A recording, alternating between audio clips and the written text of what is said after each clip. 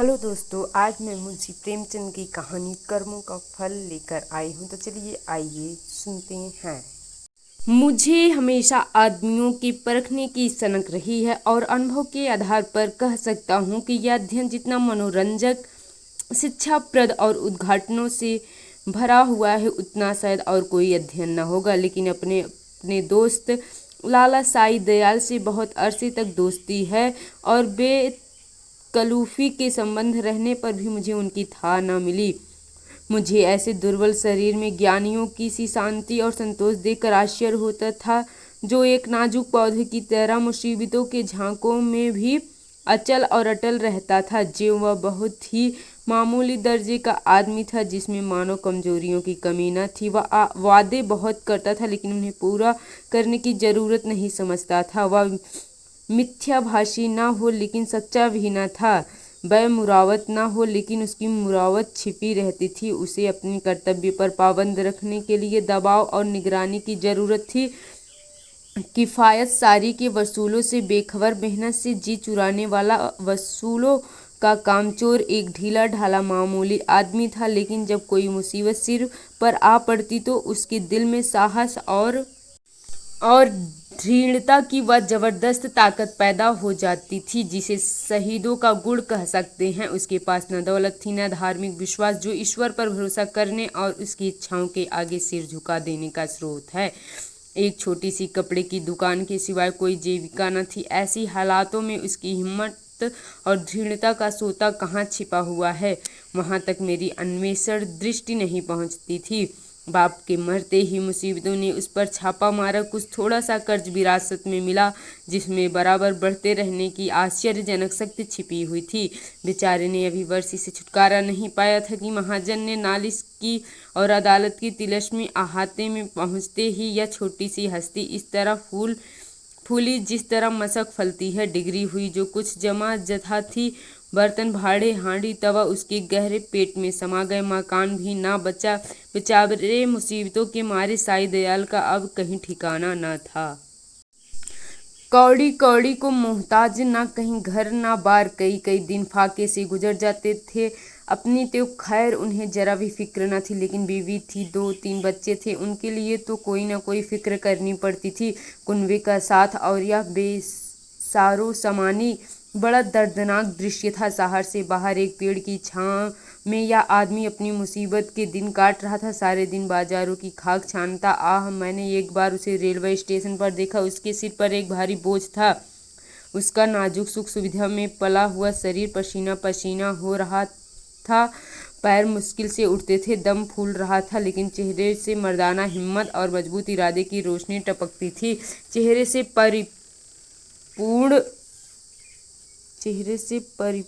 संतोष झलक रहा था। उसके चेहरे पर ऐसा इत्मीनान था कि जैसे यही उसका बाप दादू का पेशा है। मैं हैरत से उसका मुंह ताकता रह गया। दुख में हमदर्दी दिखलाने की हिम्मत न हुई। कई महीने तक यही कैफियत रही। आखिरकार उसकी हिम्मत और सहन शक्ति उसे इतनी कठिन दुर्गम घाटी से बाहर निकाल लाई। थोड़े ही दिनों के बाद मुसीबतों ने फिर उस पर हमला किया। ईश्वर ऐसा दिन दुश्मन को भी न दिखलाए। मैं 1 महीने के लिए बम्बई चला गया था। वहां से लौटकर उससे मिलने गया। वह दृश्य याद करके आज भी रोंगटे खड़े हो जाते हैं और दिल डर से कांप उठता है। सुबह का वक्त था। मैंने दरवाजे पर आवाज दी और हमेशा की तरह बेतकल्लुफ अंदर चला गया, मगर वहां साई दयाल का वह हंसमुख चेहरा, जिस पर मर्दाना हिम्मत की ताजगी छलकती थी, नजर न आया। मैं 1 महीने के बाद उनके घर जाऊं और वह आंखों से रोते लेकिन होठों से हंसते दौड़कर मेरे गले लिपट न जाए। जरूर कोई आफत है। उसकी बीवी से झुकाए आई और मुझे उसके कमरे में ले गई। मेरा दिल बैठ गया। साई दयाल एक चारपाई पर मैले कुचले कपड़े लपेटे, आंखें बंद किए, बड़ा दर्द से कराह रहा था। जिस्म और बिछौने पर मक्खियों के गुच्छे बैठे हुए थे। आहट पाते ही उसने मेरी तरफ देखा। मेरे जिगर के टुकड़े हो गए। हड्डियों का ढांचा रह गया था। दुर्बलता की इससे ज्यादा सच्ची और करुणा तस्वीर नहीं हो सकती थी। उसकी बीवी ने मेरी तरफ निराशा भरी आंखों से देखा। मेरी आंसू भर आए। उस सिमटे हुए ढांचे में बीमारी को भी मुश्किल से जगह मिलती होगी, जिंदगी का क्या जिक्र। आखिर मैंने धीरे पुकारा। आवाज़ सुनते ही वह बड़ी बड़ी आंखें खुल गई, लेकिन उनमें पीड़ा और शोक के आंसू न थे। संतोष और ईश्वर पर भरोसे की रोशनी थी। और वह पीला चेहरा, आह वह गंभीर संतोष का मौन चित्र, वह संतोष में संकल्प की संजीव स्मृति। उसके पीलेपन में मर्दाना हिम्मत की लाली छलकती थी। मैं उसकी सूरत देखकर घबरा गया। क्या वह बुझते हुए चिराग की आखिरी झलक तो नहीं? मेरी सहमी हुई सूरत देखकर वह मुस्कुराया और बहुत धीमी आवाज़ में बोला, तुम ऐसी उदास क्यों हो? यह सब मेरे कर्मों का फल है। मगर कुछ अजब बदकिस्मत आदमी था। मुसीबतों का उससे कुछ खास मोहब्बत थी। किसे उम्मीद थी कि वह उसे प्राण घातक रोग से मुक्ति पाएगा। डॉक्टरों ने भी जवाब दे दिया था, मौत के मुंह से निकल आया। अगर भविष्य का जरा भी ज्ञान होता तो सबसे पहले मैं उसे जहर दे देता। आह उस शोकपूर्ण घटना को याद करके कलेजा मुंह को आता है।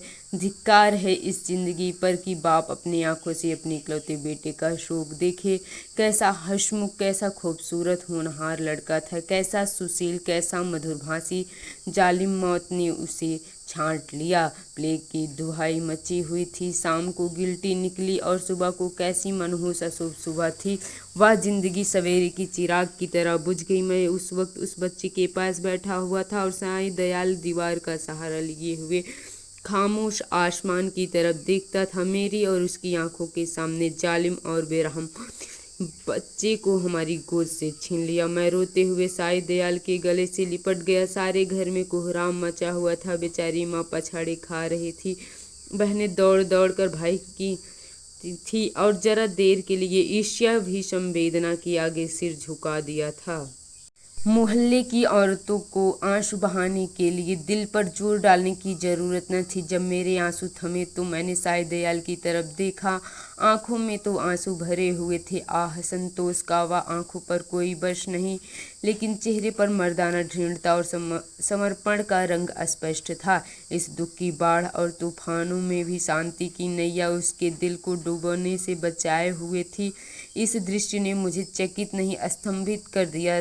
संभावनाओं की सीमाएं कितनी ही व्यापक हो, ऐसी हृदयद्रावक स्थिति में होश, हवास और इत्मीनान को कायम रखना उन सीमाओं से परे है। लेकिन इस दृष्टि से साईं दयाल मानव नहीं, अति मानव था। मैंने रोते हुए कहा, भाई साहब अब संतोष की परीक्षा का अवसर है। उसने दृढ़ता से उत्तर दिया, हाँ यह कर्मों का फल है। मैं एक बार फिर भौचक को होकर उसका मुंह ताकने लगा, लेकिन साईं दयाल का यह तपस्वियों जैसा धैर्य और ईश्वरेच्छा पर भरोसा अपनी आंखों से देखते पर भी मेरे दिल में ये संदेह बाकी थे। मुमकिन है जब तक चोट ताजी है सब्र का बाँध कायम रहे। लेकिन उसकी बुनियादें हिल गई और उसमें दरारें पड़ गई। वह अब ज़्यादा देर तक दुख और सुख की जहरों का मुकाबला नहीं कर सकता। क्या संसार की कोई दुर्घटना इतनी हृदयद्रावक, इतनी निर्मम, इतनी कठोर हो सकता है? संतोष और दृढ़ता और धैर्य और ईश्वर पर भरोसा, यह सब आंधी के समान घास फूस से ज़्यादा नहीं। धार्मिक विश्वास तो क्या अध्यात्म तक उसके सामने सिर झुका देता है। उसके झोंके आस्था और निष्ठा के जड़ें हिला देते हैं। लेकिन मेरा अनुमान गलत था। साईं दयाल ने धीरज को हाथ से न जाने दिया। वह बदस्तूर जिंदगी के कामों में लग गया। दोस्तों की मुलाकातें और नदी किनारे की सैर और तफरीह और मेलों की चहल पहल, इन दिलचस्पियों में उसके दिल को खींचने की ताकत अब भी बाकी थी। मैं उसके एक एक क्रिया को, एक एक बात को गौर से देखता और पढ़ता। मैंने दोस्ती के नियम कायदों को भुलाकर उससे उस हालत पर देखा जहाँ उसके विचारों के सिवा और कोई न था। लेकिन उस हालात में भी उसके इसी बीच मेरी छोटी लड़की चंद्रमुखी निमोनिया की भेंट चढ़ गई। दिन के धंधे से फुर्सत पाकर जब मैं घर पर आता और उसे प्यार से गोद में उठा लेता तो मेरे हृदय को जो आनंद और आत्मिक शक्ति मिलती थी उसे शब्दों में नहीं व्यक्त कर सकता। उसकी यादें सिर्फ दिल को लुभाने वाली नहीं, गम को भुलाने वाली हैं। जिस वक्त वह हुमक कर मेरी गोद में आती तो मुझे तीनों लोग की संपत्ति मिल जाती थी। उसकी शरारतें कितनी मनमोहक थी। अब हुक्के में मज़ा नहीं रहा, कोई चिलम को गिराने वाला नहीं, खाने में मज़ा नहीं आता था, कोई थाली के पास बैठा हुआ उस पर हमला करने वाला नहीं। मैं उसकी गोद लिए बिलक बिलक कर रो रहा था। यही जी चाहता था कि मैं अपनी ज़िंदगी का खात्मा कर दूं। याक मैंने साईं दयाल को आते देखा। मैंने फौरन आंसू पोंछ डाले और उस नन्ही सी जान को जमीन पर लिटा कर बाहर निकल आया। उस धैर्य और संतोष के देवता ने मेरी तरफ संवेदनशील की आंखों से देखा और मेरे गले से लिपट कर रोने लगा। मैंने कभी इसे इस तरह चीखें मार कर रोते नहीं देखा। रोते रोते उसकी हिचकियाँ बंध गई। बेचैनी से बेसुध और बेहार हो गया। यह वही आदमी है जिसका इकलौता माथे पर बल नहीं आया। यह काया पलट क्यों? इस शोकपूर्ण घटना के कई दिन बाद, जबकि दुखी दिल संभलने लगा, एक रोज हम दोनों नदी की सैर को गए। शाम को वक्त था। नदी कहीं सुनहरी, कहीं नीली, कहीं काली, किसी थके हुए मुसाफिर की तरह धीरे धीरे बह रही थी। हम दूर जाकर एक टीले पर बैठ गए, लेकिन बातचीत करने की जी नहीं चाहता था। नदी के मौन प्रवाह ने हमको भी अपने विचारों में डुबा दिया। नदी की लहरें विचारों की लहरों को पैदा कर देती हैं। मुझे ऐसा मालूम हुआ कि प्यारी चंद्रमुखी लहरों की गोद में बैठी मुस्कुरा रही है। मैं चौंक पड़ा और अपने आंसुओं को छिपाने के लिए नदी में मुंह धोने लगा। साईं दयाल ने कहा, भाई साहब, दिल को मजबूत करो, इस तरह कुढ़ोगे तो जरूर बीमार हो जाओगे। मैंने जवाब दिया, ईश्वर ने जितना संयम तुम्हें दिया उसमें से थोड़ा सा मुझे भी दे दो। मेरे दिल में इतनी ताकत कहाँ? साईं दयाल मुस्कुरा कर मेरी तरफ ताकने लगे। मैंने उसी सिलसिले में कहा, किताबों में तो दृढ़ता और संतोष की बहुत सी कहानियाँ पढ़ी है, मगर सच मानो कि तुम जैसा दृढ़ कठिनाइयों में सीधा खड़ा रहने वाला आदमी आज तक मेरी नज़र से नहीं गुजरा। तुम जानते हो कि मुझे मानव स्वभाव के अध्ययन का हमेशा से शौक है, लेकिन मेरे अनुभव में तुम अपनी तरह के अकेले आदमी हो। मैं यह ना मानूंगा कि तुम्हारे दिल में दर्द और घुलावट नहीं है, उसे मैं अपनी आंखों से देख चुका हूँ। फिर इस ज्ञानियों जैसे संतोष और शांति का रहस्य तुमने कहाँ छिपा रखा है? तुम्हें इस समय यह रहस्य मुझसे कहना पड़ेगा। साईं दयाल कुछ सोच विचार में पड़ गया और जमीन की तरफ ताकते हुए बोला, यह कोई रहस्य नहीं, मेरे कर्मों का फल है।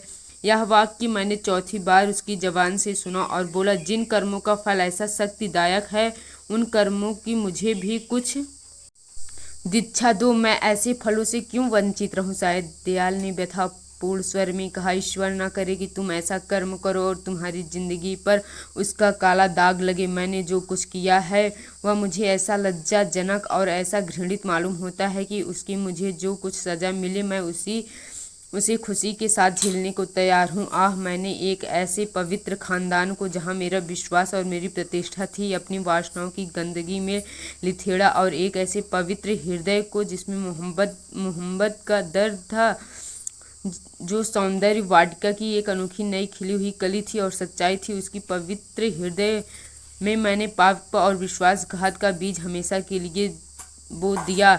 यह पाप है जो मुझसे हुआ है, और उसका पल्ला उन मुसीबतों से बहुत भारी है जो मेरे ऊपर अब तक पड़ी है या आगे चलकर पड़ेगी। कोई सजा, कोई दुख, कोई क्षति उसका प्रायश्चित नहीं कर सकता। मैंने सपने में भी ना सोचा था कि साईं दयाल अपने विश्वासों में इतना दृढ़ है। पाप हर आदमी से होते हैं। हमारा मानव जीवन पापों की एक लंबी सूची है। वह कौन सा दामन है जिस पर यह काले दाग न हो? लेकिन कितने ऐसे आदमी हैं जो अपने कर्मों की सजाओं को इस तरह उदारता पूर्वक मुस्कुराते हुए झेलने के लिए तैयार हों।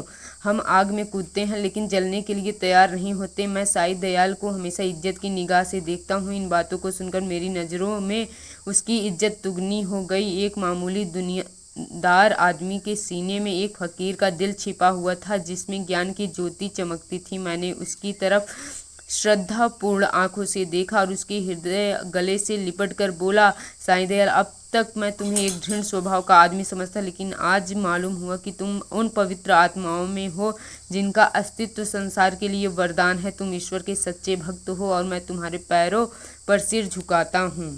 धन्यवाद। यह मुंशी प्रेमचंद की कहानी कर्मों का फल था, जिसमें बताया गया कि हर आदमी को अपने कर्म का फल भोगना पड़ता है, इसलिए उसे आसानी और सच्चे मन से उसे स्वीकार करें।